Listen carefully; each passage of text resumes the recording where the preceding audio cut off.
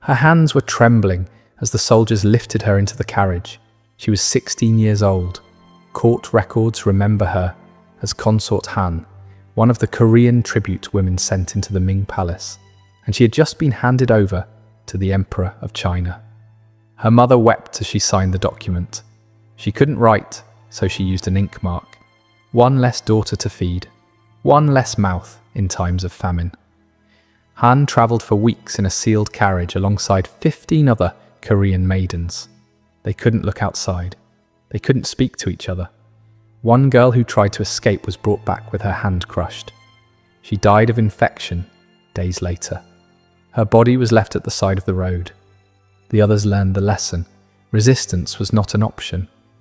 When the gates of the Forbidden City closed behind her, Han discovered that serving the Son of Heaven had nothing to do with honor. She would live 16 years inside those walls. She would watch an entire harem disappear in a single night. She would beg to see her mother one last time, and she would die in white silk. Subscribe if you're new, and leave a like if you want us to keep unearthing these stories, because what comes next is worse. Han's story began the way tens of thousands of others did, with a system designed to harvest young women like crops. When people think of Chinese imperial concubines, they imagine something elegant. Beautiful women in embroidered silks writing poetry, a life of luxury serving the most powerful man in Asia. That image is propaganda. The imperial concubine system existed for over 2,000 years. During that time, tens of thousands of women disappeared behind the red walls of the Forbidden City. And what most people don't understand is this: concubines were not wives. They weren't considered human under imperial law. They were classified as precious objects, literally equated to porcelain vases. Every 3 years, imperial officials travelled through the provinces in what they called the Shunu selection. Sounds elegant. Don't be fooled, it wasn't an audition, it was a forced harvest. During the Ming Dynasty, no family was exempt. All unmarried young women of eligible age had to be presented. Hiding a daughter was a crime punishable by death for the entire family. Candidates were inspected by eunuchs and palace physicians. They checked every inch of their bodies for imperfections, birthmarks, scars. Any defect disqualified them. Those who passed were taken. Families received minimal compensation, but refusing the money meant admitting treason against the emperor. The system didn't need to kidnap. Poverty did the job. And what happened to the families left behind? Most never heard from their daughters again. Letters were forbidden. Visits were impossible. Occasionally, if a concubine rose to high rank, her family might receive a small stipend. But for the vast majority, their daughters simply vanished into the red walls. Some families held funerals for daughters who were still alive, because they understood the truth. The girl they raised was already gone. Han arrived in China as part of a different tribute. Korea sent women to the Ming Empire as part of diplomatic agreements. Between 1408 and 1435, more than 100 Korean women were sent to the Forbidden City. Not as visitors, as property. The day Han crossed the palace gates, she ceased to exist as a person. She became a number, a possession of the Son of Heaven. But before she could serve, she had to be broken. The selected women didn't go directly to the harem. First, they went through what the eunuchs called refinement, a process that could last between 6 months and 2 years. The first phase was identity destruction. They cut their hair, a sign of dishonor in Chinese culture. Their names were replaced with numbers or generic titles. They were forbidden to speak of their families. Mentioning their mother resulted in physical punishment. Any personal possession from home was confiscated and burned. The women slept in barracks, 20 to a room. They were woken before dawn. They went to sleep after midnight. For months, they existed in a state of exhaustion so complete that Harita resistance became physically impossible. The second phase was submission training. The women learned dozens of different ways to bow. They practiced 8 hours a day. If a bow was poorly executed, They were beaten with bamboo rods on their legs. Many carried those scars until death. They learned to walk without making noise, to keep their gaze lowered, to respond without being asked, to exist without taking up space, to smile when they wanted to scream. One training manual from the Qing Dynasty lists 47 different rules for how to stand in the emperor's presence, 47 ways to exist in a single moment. Violation of any rule meant punishment.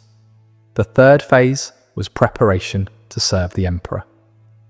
I won't go into graphic details, but historical documents describe a systematic process designed to eliminate any physical or psychological resistance.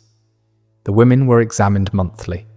Those considered inadequate were subjected to treatments that palace records describe with clinical coldness. Palace medical records describe the process with chilling detachment. Notes from 1723 refer to candidates presenting resistance and preparation protocols that required multiple sessions. The clinical language barely disguises what was being done to these women behind palace walls. Administrative records, official documents, written as if they were talking about training horses. After months of this, the women who survived were considered ready to enter a world where their suffering had only just begun. After training, the girls entered the official system, and here began another form of hell. The hierarchy was brutal. At the top, the empress, the emperor's only official wife. Below her, the imperial consorts. Then high-ranking concubines divided into multiple levels. And at the bottom, common concubines, sometimes hundreds of them. And preparation women, girls whose fate had not yet been decided. Your rank determined everything. The amount of food you received, the colour of your clothes, the size of your room, the number of servants, even the type of dishes you ate from. The empress received more than 22 pounds of prime meat every day. A low-ranking concubine received barely 4 pounds, and often not even that, because provisions were stolen by corrupt eunuchs before reaching the kitchens. Many low-ranking concubines suffered from malnutrition. Their teeth fell out, their hair thinned, they aged decades in years, and the cruelest irony, their declining appearance made them even less likely to be summoned. It was a downward spiral designed into the system. The emperor didn't visit his concubines. They were summoned. Every night, a eunuch presented the emperor with wooden tablets bearing the names and portraits of available women. The emperor pointed to one, and then the ritual began. The chosen concubine was taken to the bathing palace. Female eunuchs bathed and prepared her. But they didn't dress her again. They wrapped her in a silk blanket like a package, only her face visible. Why? Because a clothed woman could hide a weapon. 2 eunuchs carried her to the imperial chambers.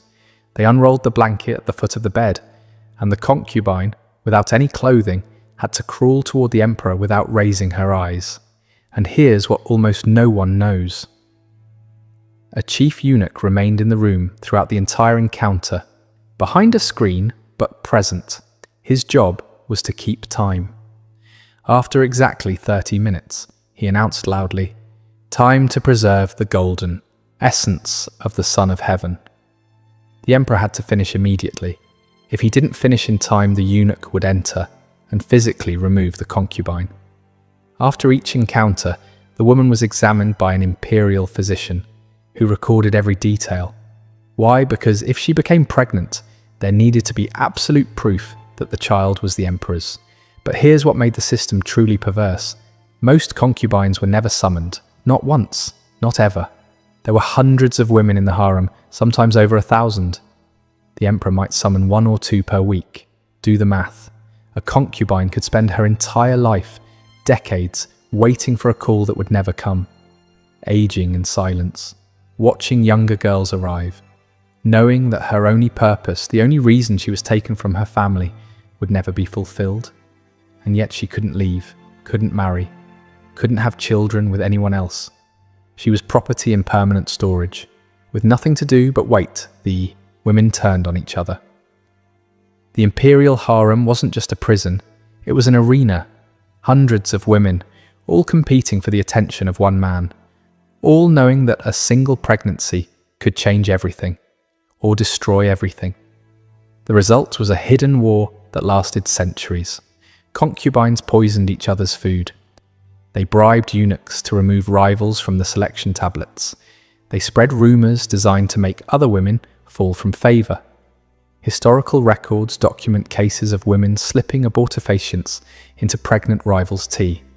If the baby died, so did the mother's chances. Centuries before the Qing, the same logic already ruled the palace. Empress Wu Zetian, one of the few women to ever rule China in her own name, allegedly strangled her own newborn daughter and blamed a rival concubine. That concubine was executed. Wu rose to become empress. This is disputed by historians, but the fact that it was believable tells you everything about the harem's culture. The violence wasn't always physical. Psychological warfare was constant. Senior concubines tormented juniors. Favorites were isolated and undermined. Alliances formed and shattered based on who the emperor looked at during dinner. One account from the Qing Dynasty describes a concubine who spent 3 years pretending to be friends with a rival, only to testify against her when the empress launched an investigation into disloyalty. The rival was demoted to servant status. Her children were taken away. This wasn't cruelty for its own sake, it was survival. In a system where women had no power except through the emperor's favor, destroying your competition was the only strategy that worked. The tragedy is that the system turned victims into perpetrators. Women who had been kidnapped, trained, and dehumanized learned to do the same to others, because the alternative was being destroyed first. And if a concubine somehow survived the warfare and caught the emperor's attention, if she became pregnant, that's when the real nightmare began. Here's the truth no one expected. Getting pregnant was the worst thing that could happen to a low-ranking concubine. Common logic would say that a child of the emperor would elevate her status, but reality was crueler. A pregnant concubine was isolated in the most remote palaces of the Forbidden City. She spent 9 months under constant surveillance. She couldn't receive visitors. She couldn't send letters. She couldn't walk through the gardens. And when the baby was born, it was immediately separated from its mother. If it was a boy, he was handed over to wet nurses and raised far from his biological mother. She could see him perhaps once or twice a year, supervised by eunuchs without permission to touch him. If it was a girl, many times she simply disappeared. Imperial records didn't bother to document the fate of low-ranking concubines' daughters. There are documents describing women so desperate to avoid this cycle that they secretly consumed abortive herbs. They preferred risking death rather than bringing a daughter into that system. And if a son died, the mother was often blamed, accused of negligence, sometimes accused of murder. Even when children died of common illnesses, the mother could be demoted, exiled to remote palaces, or worse. One concubine during the Qing Dynasty lost 3 children to smallpox. She was accused of having poisoned karma and spent her remaining 40 years confined to a single room, forbidden from seeing any other member of the imperial family. Her crime was burying her children. Her punishment was dying alone. But as cruel as daily life in the harem was, nothing prepared the women for what happened in 1421. In 1421, Emperor Yongle had just inaugurated the Forbidden City. It was the peak of his power. And then, a rumor destroyed thousands of lives. One of the emperor's favorite concubines was found dead. Officially, she was declared poisoned. But rumors said something else. They said she had taken her own life after an affair with a palace eunuch. And that the reason was the emperor's impotence. Yongle went mad. Humiliated, paranoid, he ordered an investigation. But he wasn't seeking justice. He was seeking to silence everyone who might know the rumor.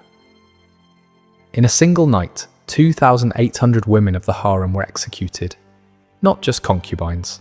Also servants, cooks, laundresses, any woman who might have heard something. The method was death by 1,000 cuts, a form of execution designed to prolong suffering. The executioners were told to make it last. Some victims took hours to die. The screaming could be heard throughout the palace complex. Girls as young as 12 were included in the massacre. Women who had served the palace for decades, pregnant concubines. It didn't matter. Anyone who might have known. Anyone who might have talked. By dawn, the courtyards had to be washed with buckets of water carried from the palace wells. The same wells where, in later years, so many women would choose to end their own or short lives. There is no official record of this event in imperial documents. The Ming court erased it from history, but the testimony of Lady Kui survived, a concubine who was outside the palace that night, visiting a sick relative. She escaped the purge by accident. Years later, Lady Kui dictated her account to a Korean envoy. She described the scream that lasted until dawn. The courtyards slick with blood. Eunuchs dragging bodies through corridors she had walked every day. She named women she had known, girls she had trained alongside, friends who had shared her meals. Her testimony was preserved in Korean diplomatic archives, where Ming censors couldn't reach it. It remains one of the only first-hand accounts of what happened that night. Lady Kui herself didn't escape for long. When Emperor Yongle died 3 years later, she was among the women selected for accompanying sacrifice. Her last recorded words, preserved by the same Korean envoy, "I survived the night of blood only to die in silk."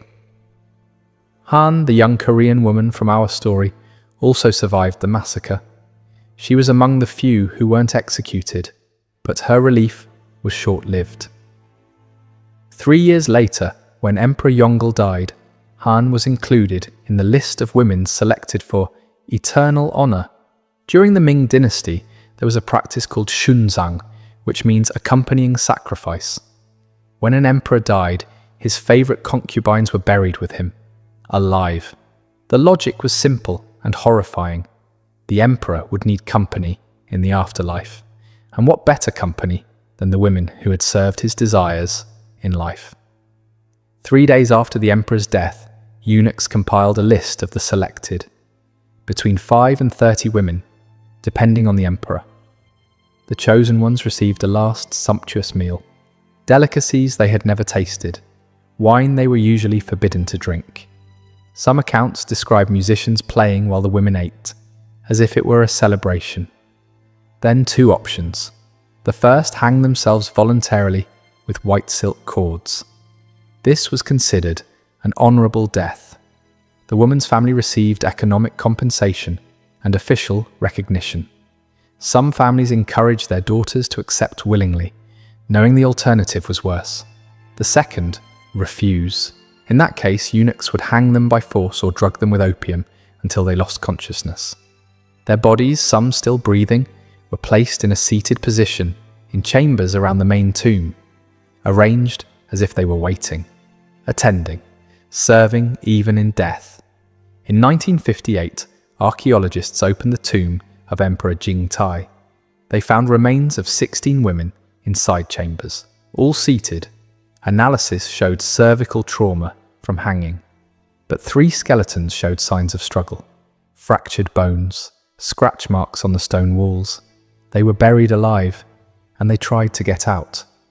This practice was abolished in 1464, not out of compassion, but because the families of the victims were starting to cause political problems. Han wasn't that lucky. She died in 1424,